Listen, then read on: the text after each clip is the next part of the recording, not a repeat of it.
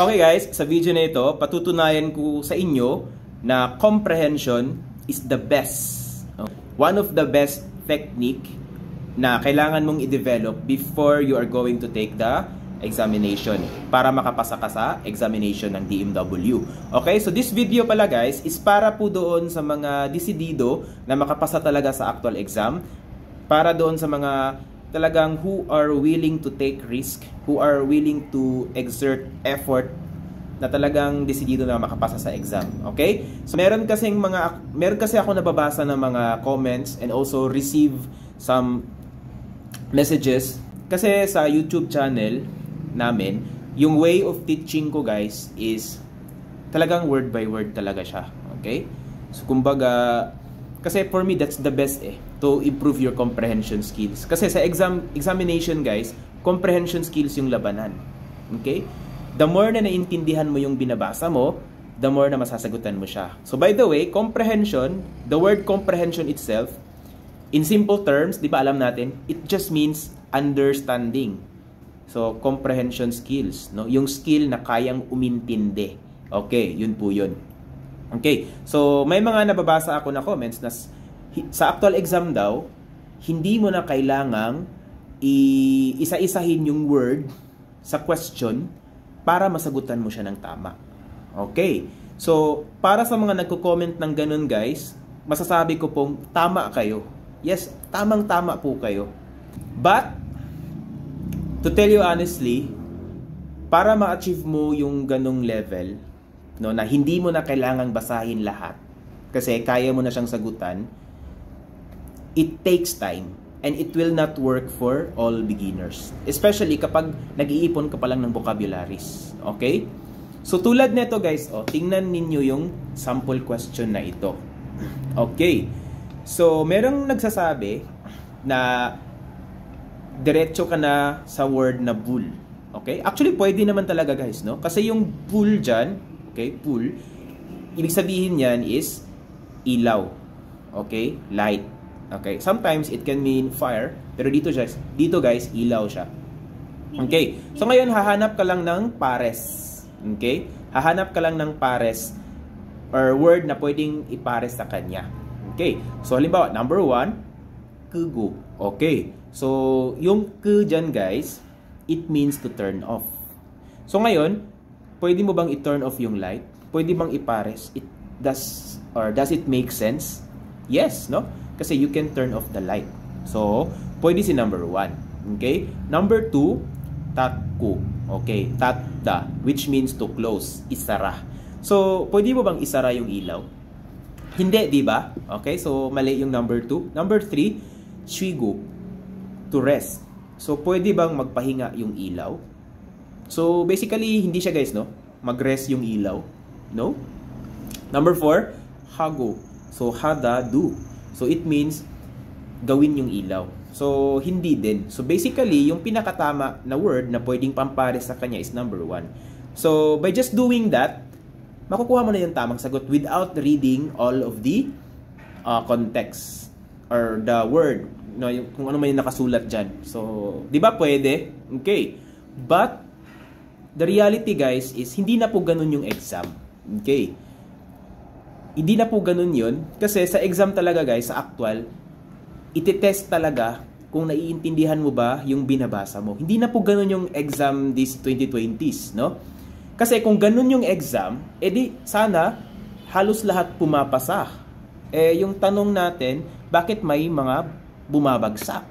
Okay, so the reason guys, kung bakit hindi ganyan yung turo ko, is alam ko po na hindi siya makakatulong sa iyo if you really want to pass the examination with flying colors. Okay, so ano ba talaga yung sample examination? Okay, but before that, titell ko po sa inyo kung bakit hindi na yan nag-work, yung ganyan technique. First, hindi yan mag-work sa mga nag-iipon pa lang ng vocabularies. So ngayon, pag ikaw, nag-iipon ka pa lang ng vocabularies, how will you know na kung anong ibig sabihin ng bull dyan?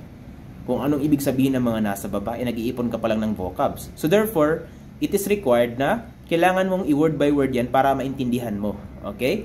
Kung didiretso ka dyan, it will not work. Okay? Number 2, this is obsolete or phase out, kumbaga. So wala na. Wala nang ganyan sa actual examination. Kung meron man, swerte, pero usually wala na talaga guys eh, no? Nakapag-exam din kasi ako sa latest, no? Okay? So, that's number 3, it will not help you improve your comprehension. Na kumbaga dediretso ka dyan. So, nag-iipon ka pala nga ng vocabs. So, yung maganda mong gawin, word by word mo siya. Okay? Okay. So, yun po yun. Yung mga major reasons kung bakit hindi yan yung way of teaching ko. Okay? So, yung way of teaching ko, guys, is talagang iisa-isahin ko talaga yan. Hanggang sa paulit-ulit mo siyang ma-encounter. Kasi, once na paulit-ulit mo siyang na-encounter, paulit-ulit mo siyang nakikita, so it will naturally, you will naturally learn it. So, kumbaga, natural na maiintindihan mo siya. So, may mga words, guys, na hindi naman talaga natin intentional memorize, pero dahil sa paulit-ulit natin silang nakikita, nababasa, natutunan natin sila eventually. So, merong mga ganung words tulad ng mogoyo, masyoyo, di ba? Gayo. So, ayun. So, di ba paulit-ulit 'yon? So, madali na lang nating matandaan. So, yun yung ginagawa ko sa training, guys. As much as I can, pinapa-expose ko sa students yung mga words. And could be that's the one of the hardest thing to do. Okay? One of the hardest things to do. Yan yun, guys. And sa pinakamahirap kasi, yun yung pinaka-the best, no? Kumbaga. Maghirap ka na sa training para hindi ka maghirap sa actual. Kaysa pa-chill-chill ka sa training, tapos mahihirapan ka lang naman sa actual. Sayang lang. Okay. So, ano na ba talaga yung level ng exam, guys? So, sample lang po ito, ha? So, may papakita akong word sa inyo and sample problem. And this sample problem will tell you that comprehension is really important. Okay, why? Okay, so halimbawa, sinabi ng trainer na wag mo nang basahin dyan, dito ka na. Okay? Kasi di mo naman kailangan basahin yan eh. So yun yung mga madalas na advice eh, no? So tingnan natin kung mag-work ba yan. Okay. So dito, guys, 이곳은 blank 이가 많은 어르신이나 몸이 불편한 사람, 임산부 등을 위한 자리입니다. So dito, guys, sa blank 이가 많은 어르신. Okay, yan. The word 어르신 means yung matanda. Okay? So, old. Okay, matanda. Then, 많은 means a lot. Okay? Yang un dyan, guys, that means na modifier form. So, if you combine all, 많은 어르신, meaning matanda na maraming blank. Okay? Yan po yung ibig sabihin dyan. Okay? Ngayon, hahanap ka ng word na pwedeng ilagay dyan sa blank. So, number 1, dun. So, dun means money. So, pag ilalagay mo yan dyan, 돈이 많은 어르신. So, it means matanda na maraming dun or pera. So, an old person who has a lot of money. So, pwede bang ilagay dyan yung dun? Yes, pwede, guys. No? Kasi may mga matanda na maraming pera. Okay. Number 2, 나이. So, 나이 means age.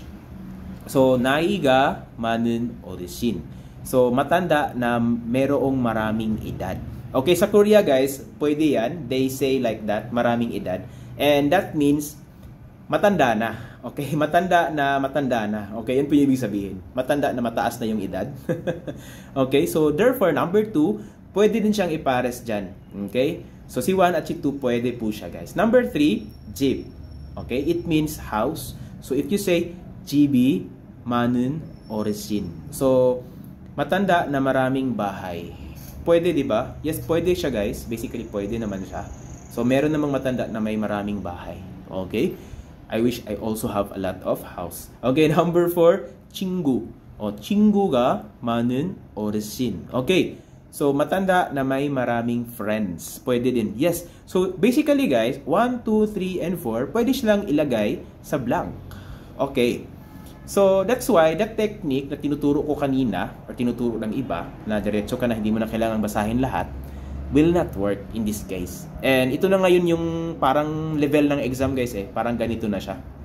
No, iti-test ko talaga kung naintindihan mo. So, ngayon, paano mo yan masasagutan? Pwede naman pala yan lahat. Requirement po na dapat naintindihan mo kung ano yung mga ibang nakasulat dito sa sentence. So, dyan na po lumalabas yung comprehension skills mo. Okay? Kung naiintindihan mo ba ito ngayon. So, paano na yun?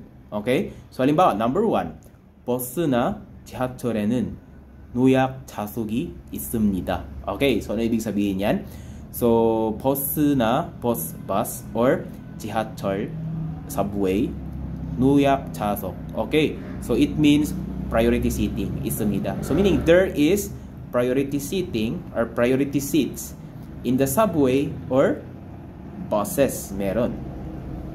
Okay. So, dito, 블랑키가 많은 어르신아. So, it is a space or a seat, no? 자리. Okay? So, for the sake of 임산부. Okay? Yung tawag nito, buntis, 몸이 불편한 사람. Ibig sabihin yan guys, yung PWD. Okay? Or yung may mga kapansanan. Okay? And 어르신, yung matatanda. Okay?